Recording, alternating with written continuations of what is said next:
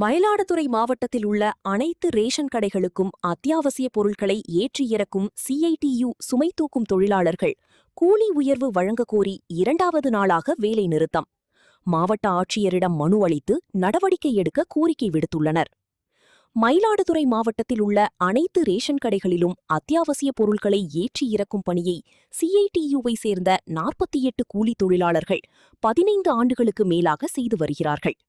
மயிலாடுதுறை, ஆக்கூர், சேத்திரபாலபுரம், எருக்கூர் பகுதிகளில் உள்ள தமிழ்நாடு நுகர்வோர் வாணிபக் கழகம் கிடங்கிலிருந்து மாவட்டத்தில் உள்ள அனைத்து ரேஷன் கடைகளுக்கும் ரேஷன் பொருட்களை ஏற்றி இறக்கி வைத்து வருகின்றனர். 50 கிலோ மூட்டை ஒன்றிற்கு 3 ரூபாயும், ஆயில் பாக்ஸ் ஒன்றுக்கு 1 ரூபாயும் கூலியாக வழங்கப்படுகிறது.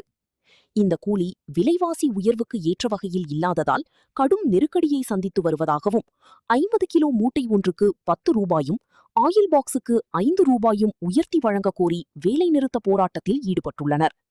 2வது நாளாக வேலைநிறுத்தத்தில் ஈடுபட்டுள்ள கூலி தொழிலாளிகள் மயிலாடுதுறை மாவட்ட ஆட்சியர் அலுவலகத்திற்கு சிஐடியு மாவட்ட செயலாளர் மாரியப்பன் தலைமையில் வந்து மாவட்ட ஆட்சியரிடம் நேரில் மனு அளித்து சம்பளத்தை உயர்த்தி வழங்க நடவடிக்கை எடுக்க வேண்டும் என்று தொழிலாளிகள் கோரிக்கை விடுத்துள்ளனர்.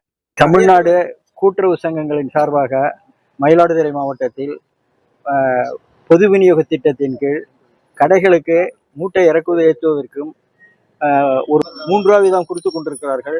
இன்றைய தேதியில் பெட்ரோல் டீசல் விலை ஏறிய காரணத்தினாலும் மற்றும் விலைவாசி காரணத்தினாலும் குறைந்தபட்ச கூலி கூட அரசு மாவட்ட ஆட்சியர் நிர்ணயித்திருக்கிற குறைந்தபட்ச கூட இல்லாத காரணத்தினால் குறைந்தபட்சம் டிஎன்சிசியிலெல்லாம் மூட்டைக்கு 10 ரூபா கொடுக்குறாங்க. அது 50 கிலோ மூட்டை.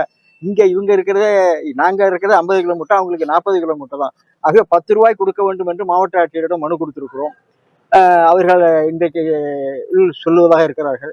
அந்த 10 ரூபாய் இல்லாவிட்டாலும் அதில் 1 ரூபா 2 ரூபா குறைச்சிக்கிட்டா கூட நாங்கள் வேலை செய்ய தயாராக இருக்கிறோம்.